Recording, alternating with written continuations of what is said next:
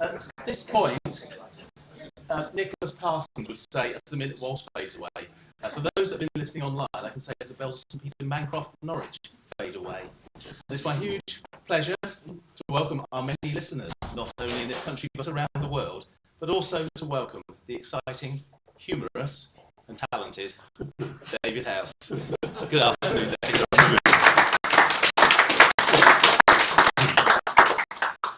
Those in the audience won't have heard, but streaming online was the ringing that the College Youths did for their winning test piece at the 2015 National 12-Hour competition at St Peter Mancroft. You rang in Norwich for a number of years, so your knowledge of the bells was a real asset to the band. Norwich was a very exciting place for me. I moved there to go to university. I'd spent the previous 5 years learning to ring in Southampton, but I've never lived away from home before. And East Anglia somehow has a bit of magic. You're a Wisbech man, if I remember rightly. So it's one of those places where you know you can say to somebody, drop in when you're passing, and no, they won't. And I found it quite exciting. I knew, of course, about the great history of ringing in Norwich, and indeed competition with London, and the big debate about the first peal, the first true peal. But Mancroft was exciting, and of course, what it did, among many other things, was bring me into contact with the pipe dynasty very quickly. First Jim and his donkey, which much is to be told, and then very quickly George. George sort of kept watch on the boundaries of East Anglia and made sure that he knew everybody that was living or breathing in it that could catch a Sally. And it wasn't very long before George got in touch. And then, of course, later Rod and the younger members of the family. But a great time. Norwich itself, the local band when I arrived, I was 18 and a bit more than a bit bumptious, I'm sure. There were a lot of old boys there with funny names. There was Nolan Golden and Bert Gogol. They were lovely people. They couldn't ring for toffee, most of them. And just before I got there, a number of people had moved in, a younger generation. Firstly, Dr. David Hyton, very much a long-time member of this society, of course, had come back from university, and then the two Cupids had both moved from Wakefield, David and Martin. So there was a nucleus of a slightly younger band waiting around. David Hyton was the person who he's a midget. He really was very short. He took on these mighty chaps. And we began actually to build a band, which over the next 7 or 8 years I think did reasonably well. Nothing like the heights that Norwich has now reached, because of course those people who can't afford to move to the West Country and retire move to East Anglia. And there's lots of greatly talented ringers now living in and around Norwich, and it's a delight to see all they've achieved. Excellent. I believe you knew Chris Kiffin played quite a significant part in your early ringing. Yes, he did. And I'm only here today because he's not, which is a bit of a downer, isn't it? George Pipe never made it here, nor did Chris, so I hope I make it to the next meeting. It does remind me of the days when Rodney Meadows had passed away the night after, we think, going to one of the past masters' dinners at the Gay Hussar. And I was elected to succeed him as trustee.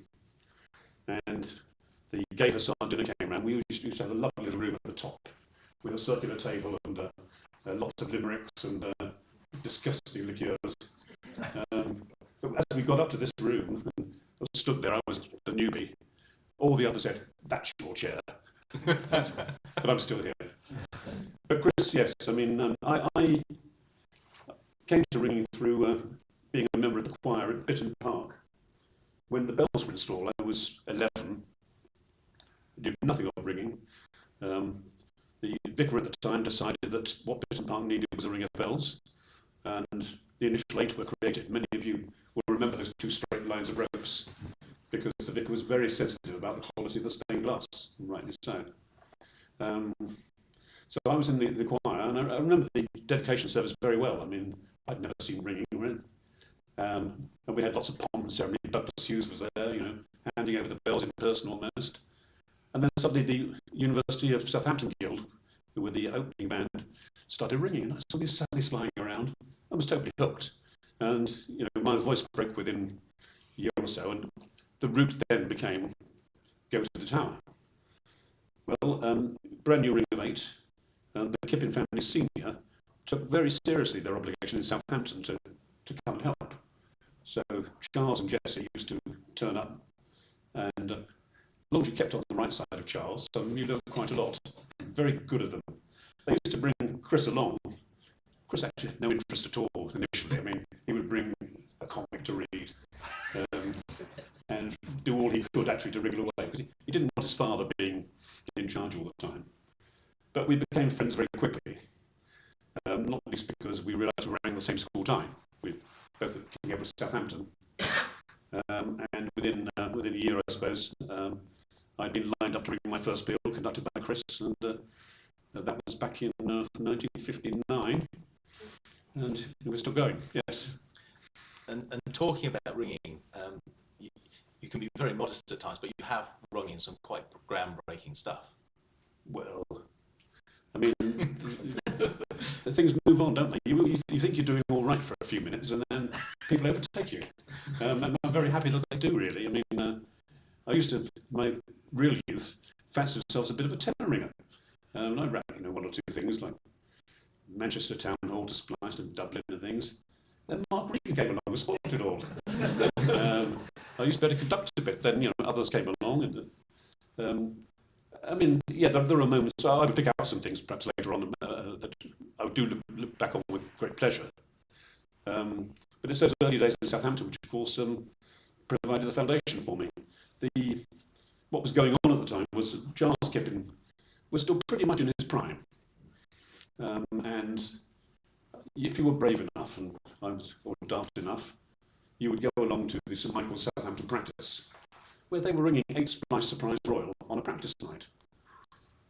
Some funny methods, mind, Winchester and Warwickshire, but London and Bristol included. And you learnt the hard way. Chris didn't actually much fancy that because it was Daddy in charge. So Chris used to go off with a band of young duffers, often signing me up, and ring peals of Bob Major on pleasant days like Kingsbury and Warminster and Bradford on Avon. I'm sure we rang them very badly, but they're all there in the book still. So we had a sort of bifurcation. I was very happy to learn a lot from the older college youths and others. Charles Kippin, Roger Savary, who was a great friend and protege, or protector of mine. But also actually to go out with Chris and do things the hard way. He wasn't quite as successful in those days as he later became. I remember one year when I think we went for a appeal every week for 6 months, and he miscalled every bloody one. But he learned. My goodness me, that instinct was there. And of course, the musicality, which was deeply buried in him, was absolutely fantastic. And so you were talking about how strong ringing was in Southampton. When did you move to Brighton? What was ringing like there when you arrived? I remember that I turned up in the ringing 4 on a Sunday evening. That was so I'd had 7 or 8 years in Southampton until I was 18. Norwich from 18 until when was 1972, I suppose. So 24, 26, and then I went to Brighton, which for 2 years, but I'm still there. And Brighton, again, things come and go, don't they? We've all experienced it. Albert Bond, a long-standing college youth, was in charge. Probably stayed too long. Charming man. Very open to innovation. But there were, seeds that you could actually pluck out. There were the Cordy brothers, still active with us all. Chris Kipling called his first people. I mean, he was he'd learnt to handle a little before we went there, but hadn't rung much. And so we managed to actually build a band that, we could ring London Royal on a practice night. I'm lucky now if we can ring, Yorkshire on a monthly basis, but these things do go in cycles. It was always a great pleasure to give people a chance. And sometimes it's been just having somebody who could do a bit of conducting does help. I mean, that's what happened in Norwich, I think. I got signed up to call things, and I don't pretend to have been very good, but it just makes the difference every now and then. You have to stop and start again. And the same, I think, in Brighton. I'm just thinking back, you mentioned earlier about disgusting liqueurs. You were much better known for a fine taste in wine, but the College is very much a beer drinking society. How did you develop your fine taste in wine? Oh, I'm not sure I wouldn't say it's that fine. I mean, I've written nearly anything if anybody buys it for. No, I've never wanted to drink lots of beer. I mean, I get full and probably tell you so. Wine was, I think, mainly visits to France and the areas that we've got to know and love. Visits to California, which is one of my favourite wine-making areas, Napa and Sonoma. And lots of tuition from people like John Husted and Bill Rogers. A fine set of past secretaries you were Yes. talking about. Yeah. And obviously you preceded me as secretary. Are there any sort of memories of your time as secretary that stand out? Well, I always think I had it easy compared with you, Simon, and I say that with genuine admiration. You've had bigger issues to deal with, like the meeting place and so on.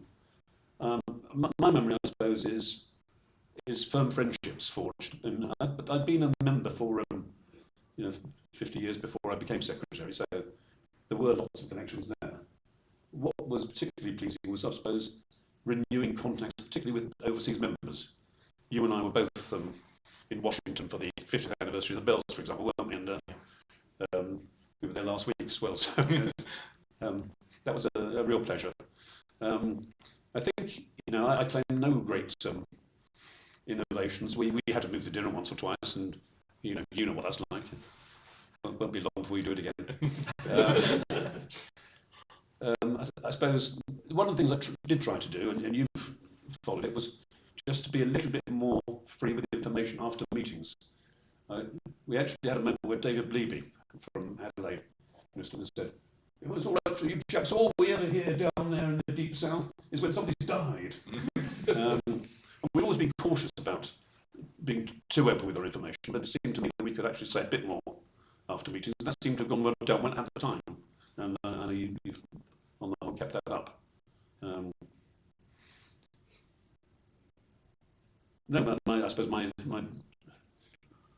it's actually 50 years ago this month I was elected master of the colleges.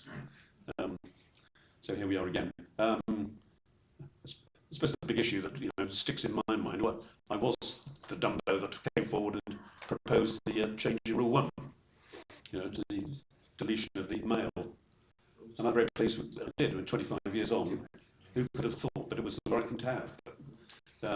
It did test a few friendships at the time, and when I understood that there were strong feelings. As it happens, I'm also part of an all-male club at the moment, which goes through the same process. So you can imagine what side I'm on and how hard it's being. Yes, and sort of always coming full circle to where we started, you had an enormous involvement in the national 12-bell competition. Yeah, well, it started, of course, the year I was master, as it happened, as a society, in the sense it wasn't then the Taylor Trophy. The first competition was Redcliffe, and we returned there this year, of course. It was a travesty. We clearly won the contest. What made it worse was Leicester were adjudged to have been the winners. Andrew Wilby ran for Leicester, but wanted to lift back to London in Jim Pryor's car. And, he's not here as he's downstairs. I just saw him checking in. He was very difficult to deal with. But yes, in the days when we did try to judge things by listening, I did about 18 or 19 finals and eliminators. Often criticised, of course, as judges will always be. And I think I'm certainly a believer now that Hawker adds some strength to the information that people have. Although it does get to the point, I think, where if Hawker scores individual ringers, you might just well let the Brummies have their own competition and see who comes second to Mark Eccleston each year. But yeah, the competition I think was fantastic. It started off with only 5 teams. The Cumberlands refused to enter because they thought it was bad in principle at the time, I recall, in that first year. It took off very quickly, and I think Paul Taylor donating the trophy and making a thing of it really helped. And we've seen upwards of 20 teams entering in good years. Some only once, and we'll see. I can also claim that every time the colleges have won, I've been involved. I've either been ringing, which is a couple of times, or I've been chief judge. I think the colleges have won it in any other fashion. Up to you, you know. And I think perhaps in the past, some of the comments delivered to teams have been more descriptive than. Well, I did say it. I've tried for years to pretend I didn't. Most people know the story. It was the third contest, I think. It was the first time I was judging at Southwark, and the London County entered. It was simple step and sings, and I recall very clearly the final course was 2 single 30 and single 50. And clearly what had happened in that is that somebody had made a bob, somebody had made a single, and they couldn't agree, and it descended into a big fire-up, until magically rounds came up. We counted very carefully. It was the right number of rows. But apparently I said something like, Team G might have been better off playing tiddlywinks. And I can even now hear Chris's father saying, "What's he saying? What's he saying?"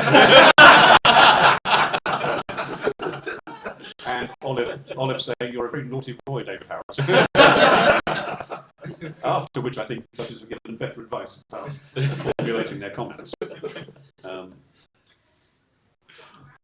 of course we did have the year, didn't we, when the Brummies hid microphones in the ringing chamber without permission, which I suppose would always be breaking the law these days, wouldn't it, in privacy? That was quite amusing, yeah. Yes. And you sort of alluded, you were talking about ringing achievements earlier, and you said you'd come back to some of those. So which ones stick in your mind? Well, life's got much more complicated now. What sticks to my mind, I suppose, some of the deals with Tony. I mean, I've been lucky that in terms of the society, I was part of the band called the Flying Circus. One or two more here were. Over 100 peals. And then Tony's first Saturday band started in 1995 and went on for 20 years. And much of what we achieved there was actually brilliant stuff at the time. Now see that the very clever Graham Bradshaw is trying to eclipse all with.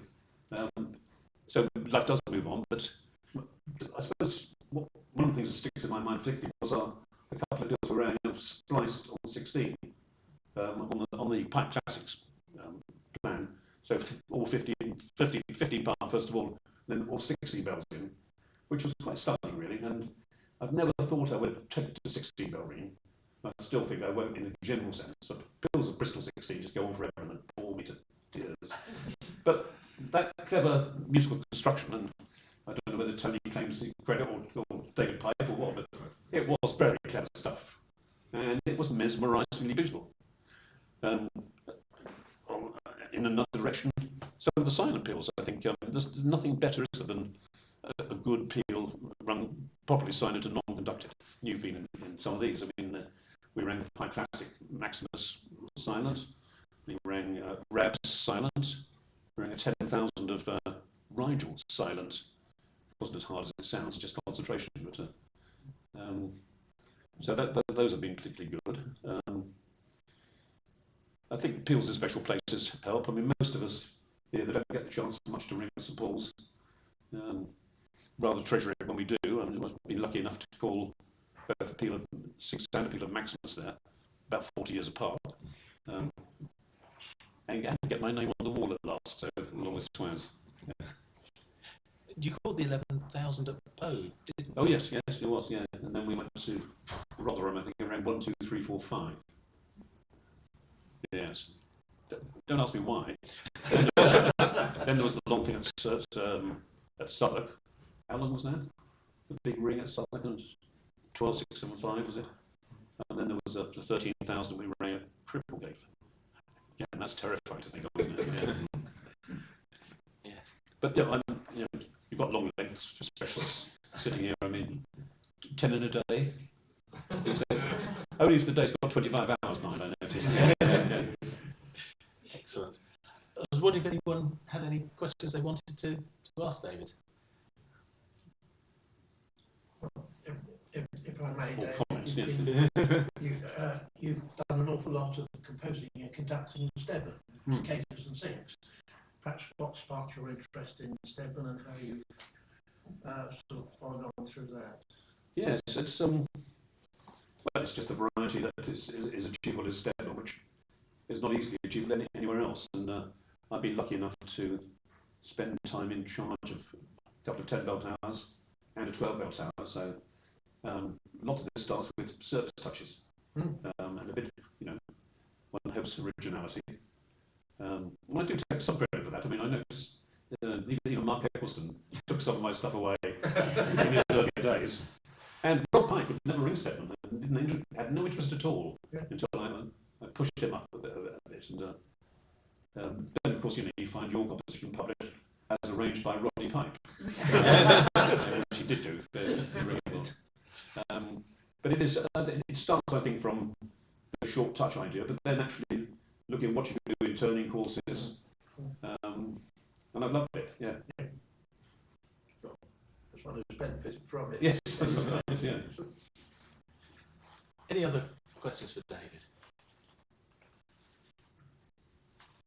Well, sorry, another one from me, but talking about notable peals, I think one that I think does stand out in my memory, when you rang the tenor to a peal of Redcliffe in Bristol, which I thought was at the time was a very, very good peal. Yes. I think that was a top class achievement on your part.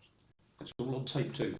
Yes. All on the Michael Morton machine somewhere. I mean, Paul Massey seems to have inherited all these things.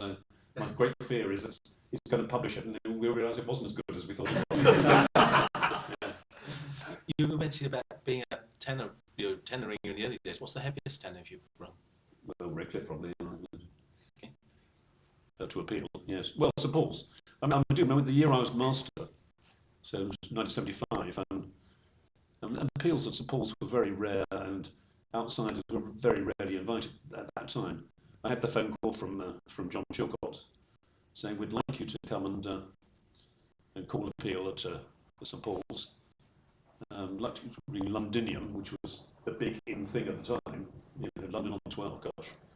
Then he said, I'm pretty sure you could ring the tenor alone if you but I'm not going to let you try because it's not fair to everybody else. So I'm going to give you my brother, Mike.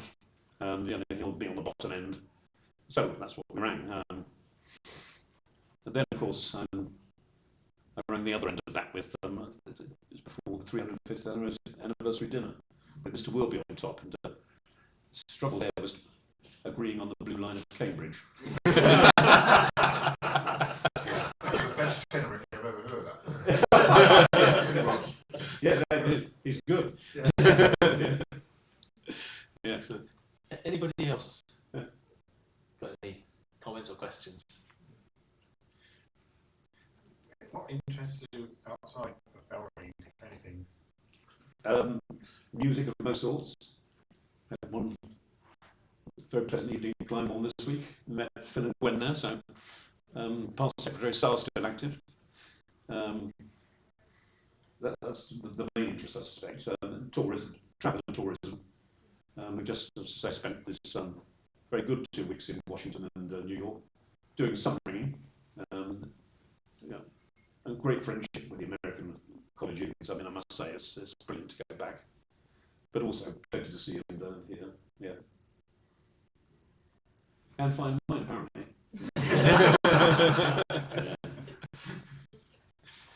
Anybody else? Andrew. Following on from that fine wine comment, have you got any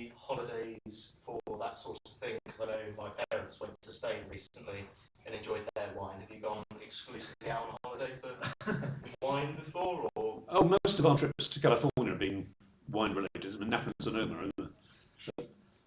Absolutely, you land in the vineyards as soon as you get out the car, and it's wonderful.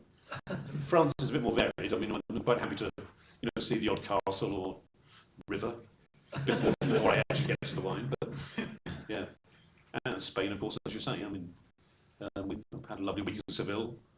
Plenty of nice things there. Yeah. Excellent. Any other questions? David, so I wonder whether you might talk a little about your working life. We've got. Yeah. Well, it's a very humble working life, John, as you know. Far from Fundamentally, I spent 37 years at the University of Brighton. The last 20 of those was Deputy Vice Chancellor, which is a very posh-sounding name for doing everything that nobody else wanted to do. But it did involve fundamentally planning of a university, negotiating with government over funding and student numbers, and lots of professional bodies, or irritating people like lawyers, John, that come in and tell you what they want to do to teach. Then the chemist would come next week, and so on. And it was a very full-on working life. I mean, I suppose there was a vice-chancellor who was the boss, and I was lucky to serve with a couple of brilliant people. Their job was mainly outwardly focused, so my job was actually running the inside machine. Hugely satisfying, but I do remember the day I retired, suddenly feeling I don't have to worry anymore. I mean, every single day, wherever you were on holiday, if something really went wrong, you could end up in prison on health and safety and the rest of it. So I do remember the relief subtly of retiring and relaxing into the role as Secretary of the College Youths, which came which is nearly as much a full-time job as the day job. Thank you. Any other questions? In which case, David, I'd just thank you very much for giving of your time, sharing those very interesting insights, and look forward to seeing you later at the bar. I do apologise for being late. No, thank you.